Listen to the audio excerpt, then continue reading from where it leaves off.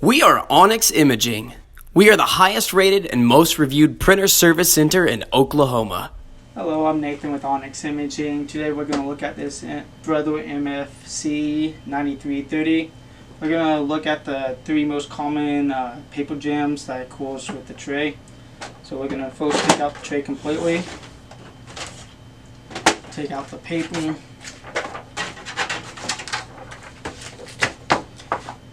So first we're going to look at the paper guides and make sure they're set to the right size of your paper.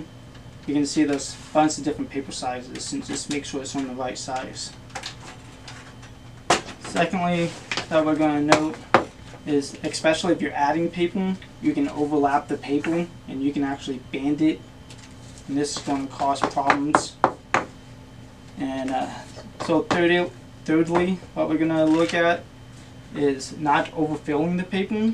So these paper limits, and you're gonna want a small gap between the top of that, so don't overfill it. And what I like to do is I bang it on all the sides and then thin it out to make sure nothing is sticking together. And then I'm gonna put it back in,